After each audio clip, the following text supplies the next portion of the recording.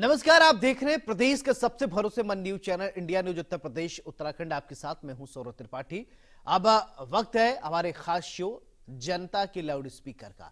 आज आपको दिखाएंगे लोकसभा चुनाव को लेकर मेरठ की जनता के मन में क्या है। सबसे पहले सहयोगी पंकज गुप्ता की रिपोर्ट देखिए और ये रिपोर्ट के माध्यम से समझिए कि मेरठ की जनता क्या सोच रही है, क्या उम्मीदें अपने दिल दिमाग में लेकर चल रही है। सुनिए लोगों का क्या कुछ कहना है। लोकसभा के चुनाव का आगाज हो चुका है और 31 तारीख में जो है प्रधानमंत्री मेरठ में पहुंचेंगे और एक जनसभा को संबोधित करेंगे। और मंच पे जो आरएलडी के जो यानी कि अध्यक्ष हैं जयंत चौधरी वो भी नजर आएंगे। एक बार बात कर लेते हैं आपसे। मेरठ में जो है राम को यानी कि रावण की ससुराल में राम को टिकट दिया गया है, क्या कहेंगे आप? जी बहुत अच्छी बात है, राम को टिकट दिया गया है। मैं यही कहूँगी कि जैसे भगवान राम ने यहाँ पर इतने वर्षों तक राज किया था, हम वही एक्सपेक्ट करते हैं, वही वैसे राम राज्य आए। राम जी को टिकट मिल रहा है तो राम राज्य आएगा। बिल्कुल, क्योंकि राम को मेरठ में क्या राजनीति आप लोग करने देंगे? राजनीति तो हर जगह ही होती आई है, राजनीति करेंगे क्यों नहीं करेंगे। राजनीति तो हमेशा ये राजनीति हमेशा ही चलती आई है, चाहे वो कृष्ण भगवान हो चाहे राम हो। कदम कदम पे जैसा भी मौका मिला उन्हें राजनीति करने का मौका मिला तो राजनीति की है उन्होंने। अब तक जो राम जो है जो आपने राम को केवल जो रामायण आती थी उसमें देखा था, लेकिन इस बार जो है उनको यहाँ पे उनकी सादगी वही प्रभावित कर रही है हम सबको। और मेरठ उनके साथ है, उनका बचपन यहाँ बीता है तो वो हमेशा हमारे साथ ही रहेंगे। क्योंकि 31 तारीख में यहाँ नरेंद्र मोदी भी जो है जनसभा को संबोधित करेंगे और जो गठबंधन के जो प्रत्याशी है वो भी उस पर क्या कहेंगे आप? गठबंधन के प्रॉब्लम जो भी गठबंधन हुआ है वो उनके ये नरेंद्र मोदी जी के उन्हीं के आचरण से तो हुआ है। क्यों जानते कि नरेंद्र मोदी जी की गारंटी है, जो वो कहेंगे वो सच कहेंगे। और अरुण गोविल जो कभी जो इन्होंने कहा है कि मतलब टिकट दिया है और राजेंद्र जी का जो टिकट काटा है इनको दिया है, ये भी हमारे जाने पहचाने ही है, इनकी जन्मभूमि है हमारे यहाँ पर। और इनको भी हम राजनीति करने से ही तो रावण का वध होगा। अगर वो सहनशीलता से करें रावण का वध नहीं होने वाला उससे। राजनीति एक ऐसी चीज है जो रावण बुराइयों का अंत कर सकती है। वो अपने घर लौटते हैं। गठबंधन में ऐसा कुछ नहीं है। गठबंधन की बात कर लेते हैं क्योंकि जो जयंत चौधरी वो मंच पे वहाँ पर दिखाई जयंत चौधरी हमारे नेता हैं, क्योंकि मैं भी एक किसान की बेटी हूँ। मुजफ्फरनगर साइड से ग्राम फुगाना से हूँ मैं, और मैं वहाँ की पुत्रवधू हूँ, शामली की मैं रहने वाली हूँ। तो जयंत चौधरी का बहुत अच्छा बोलबाला है, लेकिन जयंत चौधरी ने बीजेपी को सपोर्ट किया है, उनके उसमें आए हैं, तो हम सब किसान भी उन्हीं के साथ हैं, हमेशा रहेंगे। तो बीजेपी को सपोर्ट किया है तो बीजेपी के साथ हाँ जी, उन्हीं के कार्यकाल में सभी किसान भी आज उन्हीं के साथ हैं। बिल्कुल, जो अरुण जी ने मन से ये भी कहा है कि जो मेरठ की गलियां थी अब उनको यानी कि मैं नहीं पहचानता, काफी मेरठ बदलाव है, तो क्या कहेंगे इस पर? ये सब मोदी जी के वो है, जो इतने हाईवे वगैरह बने हैं और जो इतना डेवलप हो रहा है मोदी जी की वजह से हो रहा है। उससे पहले तो कुछ डेवलपमेंट था ही नहीं वहाँ मेरठ में, और अब तो इतना है। और मोदी योगी जी की ऐसे है कि पहले लड़कियाँ जो गली में नहीं घूम सकती थी, बाहर नहीं घूम सकती थी, आज ये है कि आज लड़कियाँ बेधड़क होके हम उसमें घूम सकती हैं। वो चीज़ नहीं है कि लड़कियों का डर है, वो डर भी चीज़ नहीं है कि जब से मोदी योगी जी आए हैं जब से हमारे यहाँ का बहुत विकास हुआ है। बिल्कुल, बात कर लेते हैं क्योंकि जो हम अक्सर जो अरुण गोविल हैं उनको राम के रूप में देखते थे, अब आपके हमारे सामने तो क्या नज़रिया है? नज़रिया तो बहुत सरल है। वो बताऊं क्यों? क्योंकि पूरे जो हमारे ग्रंथ हैं उनमें भी कहीं ना कहीं राजनीति छुपी हुई है, राजनीति है। और 16 कला संपूर्ण भी तभी माना जाएगा जब ये राजनीति का फील्ड भी उनके करियर में या उनके चरित्र में उभर कर सामने आएगा। और इसीलिए उनको जो है आज यहाँ मेरठ की सीट से उन्हें प्रत्याशी बनाया गया है। राजनीति तो करनी पड़ेगी उन्हें, राजनीति करने के लिए ही तो उनको प्रत्याशी बनाया गया है। और इसके अलावा हमारे इस मेरठ शहर के वो पले बड़े हैं, यहाँ की यूनिवर्सिटी में पढ़े हैं, यहाँ के स्कूल में पढ़े हैं, तो उन्हें पुनः वापसी जो है घर इसीलिए दिया गया है कि पूरे मेरठ में क्या पूरे भारत में विश्व में वो राम के रूप में जाने जाते हैं। और राम राज्य को लाने की यह एक सीढ़ी है, इसलिए इन्हें जो है ये टिकट दिया गया है। फिर से आपने कहा राम जी ने जो है वो राजनीति की थी, क्या उनको मेरठ में भी राजनीति का मौका देंगे? बिल्कुल देंगे, क्यों नहीं देंगे? तभी तो लोग मेरठ लोकसभा से उनको सीट दी गई है। मेरठ में उनको राजनीति का मौका दिया जाएगा, बिल्कुल दिया जाएगा, इसीलिए तो सीट दी गई है उन्हें, ये प्रत्याशी बनाया गया है। बिल्कुल धन्यवाद। ये लोगों का साफ तौर पर कहना था कि जो अरुण गोविल है वो मेरठ और हापुड़ विधानसभा से प्रत्याशी बनाया गया है, उनको हम वोट देकर यहाँ से विजय बनाएंगे। मेरठ से इंडिया न्यूज के लिए पंकज गुप्ता। अब आपको कानपुर लेकर चलते हैं, वहां की जनता क्या सोचती है लोकसभा चुनाव को लेकर, देखिए और सुनिए। अक्सर जब भी चुनाव आते हैं तो चाय की दुकान जो होती हैं हमेशा वो चर्चा का केंद्र होती हैं। चुनावी चौपाल एक तरीके जो चाय की दुकान पे होती है। आज हम लोग उसी एक ऐसी चाय की दुकान पर हैं जहां पर लोग चाय पी रहे हैं, मसाला खा रहे हैं, कोल्ड ड्रिंक पी रहे हैं। हम लोग के इनसे बात करेंगे और जानेंगे। कानपुर की लोकसभा की बात की जाए तो तीनों जो समाजवादी पार्टी की गठबंधन की बात की जाए कांग्रेस से, तो उन्होंने प्रत्याशी घोषित कर दिया, बीजेपी ने भी अपने प्रत्याशी घोषित कर दिया है और बसपा ने भी अपने लोकसभा प्रत्याशी घोषित कर दिया है। ऐसे में क्या माहौल है उसके लिए हम लोग इस समय उपस्थित है चाय के दुकान पर। कुछ लोग चाय की चुस्की ले रहे हैं, इनसे बात करेंगे। सर, लोकसभा चुनाव करीब आ गया है, सभी पार्टियों ने अपने अपने प्रत्याशी घोषित कर दिए हैं, क्या कहना चाहते हैं इस बार चुनाव? आम जनता क्या मूड है? देखिए, आम जनता का पूरा मूड है बीजेपी को लाना, और कानपुर की सीट में सिर्फ बीजेपी के अलावा और कोई पार्टी नहीं जीत सकती। क्या लगता है जिस प्रकार से कांग्रेस ने, समाजवादी पार्टी ने गठबंधन करके एक प्रत्याशी उतारा है, कोई महत्व नहीं है उस गठबंधन का, क्योंकि वो खुद ही आपस में लड़ते थे और फिर अब एक हो गए, उसका कोई महत्व नहीं है। तो जैसे कि इनका कहना है चाहे कांग्रेस और सपा का जो गठबंधन है वो कहीं काम नहीं आएगा। और भी हमारे साथ लोग मौजूद हैं। लोकसभा चुनाव करीब है, आम आदमी की बात की जाए, इस बार जो मतदान करेंगे उनके दिमाग में क्या कुछ रहने वाला है? वो यही उम्मीद कर रहे हैं कि नरेंद्र मोदी जी कुछ नया कुछ करेंगे उत्तर प्रदेश के लिए, और जो मेन जो है फोकस योगी जी का काम से आदमी बहुत खुश है उत्तर प्रदेश में। तो क्या लगता है लोकसभा चुनाव में योगी जी का जो मैजिक है वो भी काम आने वाला है? बिल्कुल बिल्कुल, योगी जी का तो मैजिक भरपूर काम आएगा। तो कहीं ना कहीं योगी और मोदी जी की लोग चर्चा करते हैं। और भी हमारे साथ लोग मौजूद हैं, उनसे बात करते हैं कि लोकसभा चुनाव करीब है, सभी पार्टियों ने अपने अपने प्रत्याशी घोषित कर दिए हैं। क्या लगता है इस बार जो आम जनता का मूड है, किन मुद्दों पे मतदान होने वाला है? मतदान क्या, मतलब कामों जो पिछले 5 वर्षों में जो काम हुए हैं, 10 वर्षों में जो काम हुए हैं, तो उन्हीं को देखते हुए, विकास को देखते हुए क्या लगता है इस बार विकास को देखते हुए मतदान आम जनता करेगी? बिल्कुल। तो कहीं ना कहीं विकास की बात की जाए या योगी और मोदी का मैजिक की बात की जाए, साथ ही साथ कांग्रेस ने और समाजवादी पार्टी ने गठबंधन भी कर लिए हैं। तो कहीं जब कानपुर की बात की जाए तो कांग्रेस और समाजवादी गठबंधन के आलोक मिश्रा प्रत्याशी बनाए गए हैं। वहीं भारतीय जनता पार्टी की बात की जाए तो पत्रकारिता जगत से जुड़े हुए रमेश अवस्थी को प्रत्याशी बनाया गया और बसपा ने कुलदीप भदौरिया को प्रत्याशी बनाया। हमारे साथ और लोग हैं, इनसे बात करते हैं, युवा भी हैं। आप कहीं ना कहीं इन लोग में कहीं ना कहीं संकोच है बात करने से, लेकिन और भी लोग मौजूद हैं। कोल्ड ड्रिंक पी रहे हैं, भैया से बात करते हैं। भैया, लोकसभा चुनाव करीब आ गए हैं, क्या कहना चाहेंगे? इस बार सोच बदलनी चाहिए, इसलिए कुलदीप भदौरिया को जिताया जाएगा। बसपा से प्रत्याशी हैं? हाँ, बसपा प्रत्याशी है। तो क्या लगता है कुलदीप भदौरिया जीतेंगे? जीतेंगे। इससे पहले तो कोई उनका नाम नहीं लिया था। हम कह रहे हैं जीतेंगे, जीतेंगे। तो बिल्कुल कहीं ना कहीं लोगों की अपनी अलग अलग राय है, अलग अलग लोगों का सोच है। और भी लोग हमारे साथ मौजूद हैं, उनसे बात करते हैं। चाचा, ये बताइए, लोकसभा चुनाव करीब आ गए हैं, क्या कहना चाहेंगे? चाचा बोलने के मूड में नहीं लग रहे हैं। और भी हमारे कुछ साथी कुछ यहाँ पर बैठे हुए, इनसे बात करते हैं। लोकसभा चुनाव करीब आ गए हैं, क्या कहना चाहेंगे इस बार आम जनता किसको आधार बना के अपना मतदान करेगी? अब विकास का ही आधार है मेन, और क्या है। क्या लगता है समाजवादी पार्टी कांग्रेस का गठबंधन काम आएगा? कोई काम नहीं आएगा, यहाँ से सिर्फ मोदी, सिर्फ मोदी मैजिक चलेगा? हाँ, कोई मैजिक ही नहीं उत्तर प्रदेश में, पूरे सिर्फ मोदी चलेगा, सिर्फ मोदी के अलावा कोई है ही नहीं। कैसा माहौल लग रहा है इस समय? माहौल कुछ बताने की जरूरत हो तो पब्लिक के मन में है, पहले से बताने की क्या जरूरत है, आप जिससे भी पूछो वही बता देगा आपको। तो कहीं ना कहीं लोगों का कहना है कि अभी मोदी का मैजिक है। हमारे चाचा इधर खड़े हुए हैं, इनसे बात करेंगे, चाचा से क्या जानेंगे। चाचा, लोकसभा चुनाव करीब आ गए हैं, क्या कहना चाहेंगे इस बार चुनाव के लिए? चुनाव तो मैदान पे है, पहलवान अखाड़े पे हैं और 2 पहलवान हैं, एक जो है बाहरी है, एक यहीं का है, और जो यहाँ के वाले को है उसको। तो क्या लगता है दोनों पहलवानों में कैसी कुश्ती होने वाली है? बढ़िया होगी कुश्ती, टक्करी का होगा मामला?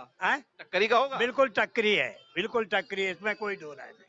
दोनों प्रत्याशी जम के लड़ेंगे? जम के लड़ेंगे। बसपा कांग्रेस या बीजेपी कांग्रेस? बीजेपी और कांग्रेस। बीजेपी और कांग्रेस की टक्कर होने वाली है? बिल्कुल होगी।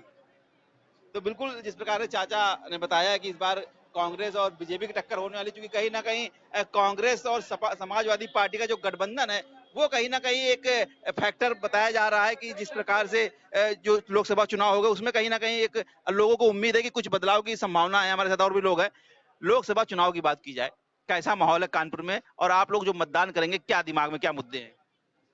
अब भैया मुद्दे क्या है कि भाजपा ठीक है, कोई बुरी नहीं, लेकिन मतभेद थोड़ा खत्म करें, प्रेम से रहें जैसे लोग पहले रहते थे, और कोई दिक्कत ही, काम तो चल ही रहा, ठीक है बढ़िया है।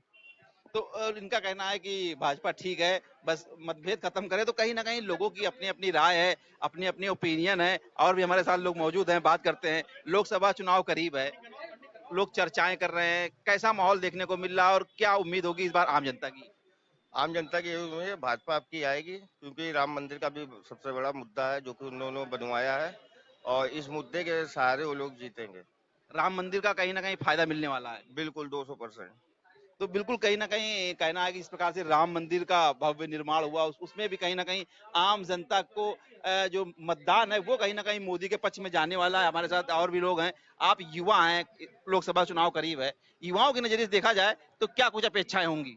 भैया युवाओं की नजर से देखिए, चाहे आप बुजुर्गों की नजर से देखिए और चाहे बच्चों की नजर से देखिए, हर कार्य क्षेत्र में बीजेपी ने बहुत उम्दा काम किया है, जिसकी वजह से बीजेपी की विजय जो है वो निश्चित है, और इस बार बीजेपी को कोई हरा नहीं सकता है। कांग्रेस सपा ने गठबंधन कर लिया है, कोई फायदा नहीं है गठबंधन का, ये पिछली बार भी कर चुके हैं, हर बार करते हैं। इन लोगों को कोई वो नहीं है, इनका कोई अस्तित्व नहीं है, एक दूसरे को बोलते रहते हैं, उसके बाद फिर साथ में आ जाते हैं, मगर कोई भी अस्तित्व नहीं है इनका, कहीं पर भी किसी समाज में ये लोग नहीं टिक रहे हैं। और बीजेपी बिल्कुल 500% जो है पूर्ण बहुमत से फिर से सरकार। क्या लगता है पूरे देश में कितनी सीटें आने वाली बीजेपी की? कम से कम 400 पार होगी, कम से कम। तो बिल्कुल कहीं ना कहीं लोगों की अपनी अपनी राय है कि कौन किसको क्या मतदान करेगा, ये तो वक्त आने के बाद ही पता चलेगा कि किसका पल्ला भारी बैठता है। लेकिन अभी जो आम जनता है की बात की जाए तो कहीं ना कहीं मोदी का जो मैजिक है वो लोगों के ऊपर दिखता नजर आ रहा है। कैमरामैन अंसारी के साथ शिवराज साहू, इंडिया न्यूज कानपुर। अब हम आपको लेकर चलते हैं देहरादून। वहां की जनता क्या सोचती है, ब्यूरो चीफ प्रवीण कुमार की रिपोर्ट देखिए। चुनावी मौसम है और चुनाव को लेकर जनता क्या सोचती है, भाई साहब हमारे साथ करें। आप अपना नाम बताइए और उत्तराखंड में क्या स्थिति लग रहा है इस चुनाव में? मेरा नाम विशालमणि गहरोला। उत्तराखंड में जो इस समय जो लहर जो है मोदी जी की चल रही है, और मेरे अनुमान से तो 500 सीटें जो है भारतीय जनता पार्टी उत्तराखंड में ले जाएगी। प्रधानमंत्री जी ने उत्तराखंड के लिए जो काम करा है वो आज तक कोई सरकार ने की है। 4 धाम यात्रा की जो रोड उन्होंने जो है बिल्कुल टॉप की बनाई है। रेलवे उपकरण प्रयाग तक पहुंच रही है, और हमारा जो है देहरादून शहर को जो है स्मार्ट सिटी में उन्होंने दिया है। आज तक किसी भी, और ऋषिकेश में जो है रेलवे का जो बहुत टॉप का जो है रेलवे स्टेशन भी बन गया है।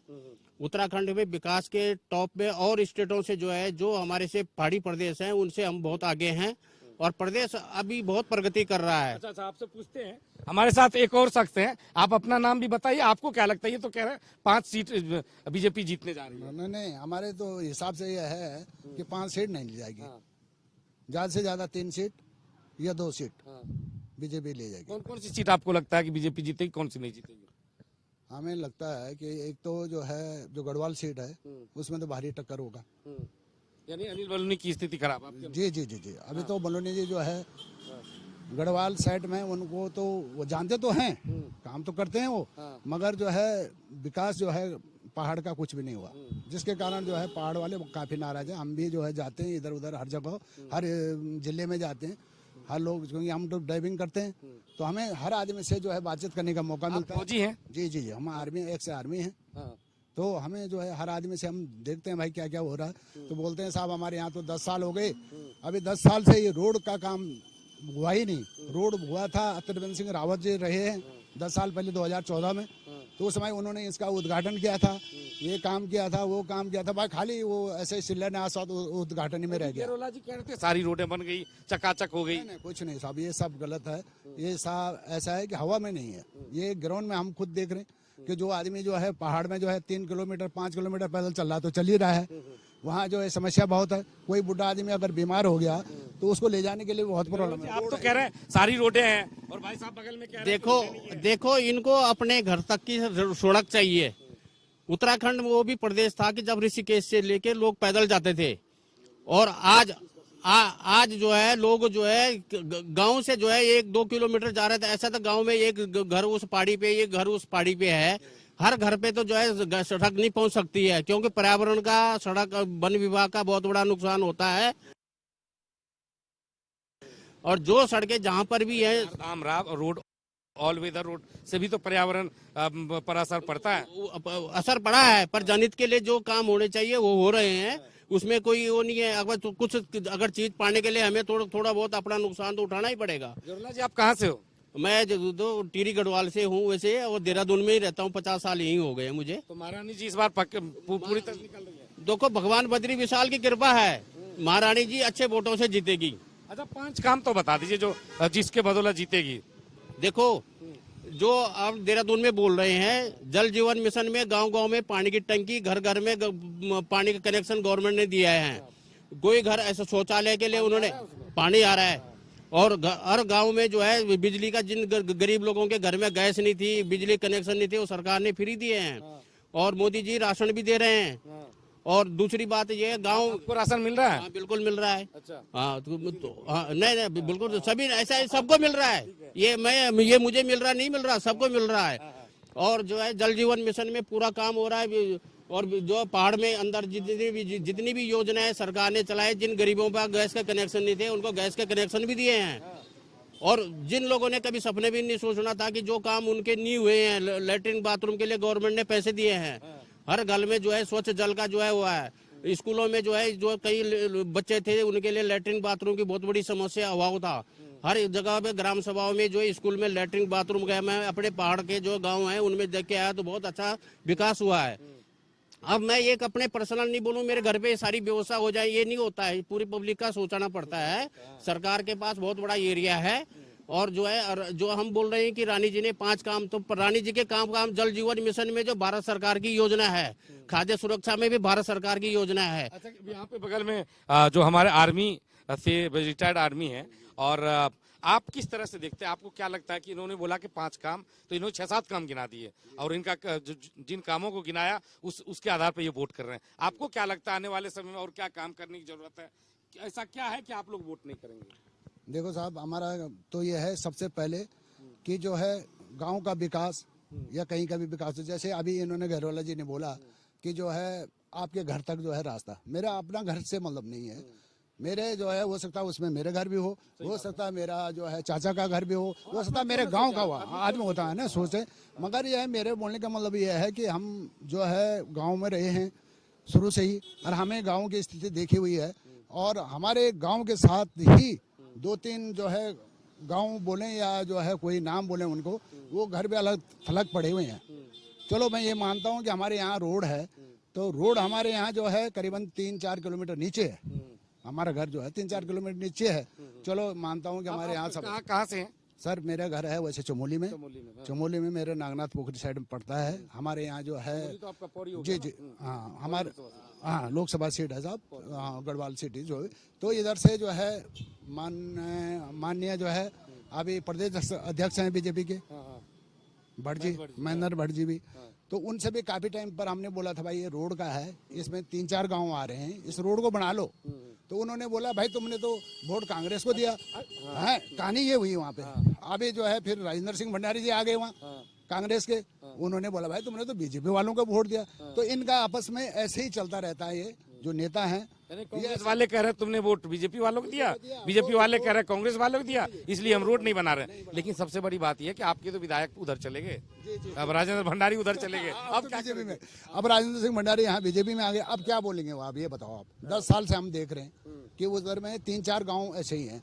ऐसे मैंने अपने इधर की बात की है, फिर मैंने और जगह भी अपने इलाके में कई जगह देखे, तो वहाँ जो है तकरीबन काम तो किया ही इन्होंने, मगर मेन समस्या वहाँ पर हमने इसमें देखी कि उसमें। वैसे हम ये नहीं बोले कि भाई अब सेंटर में मोदी जी हैं, मोदी जी ने काम किया है नहीं, मगर राज्य में नहीं हो रहा ये काम, उसमें नहीं हो रहा, अमल नहीं हो रहा है उस काम पे।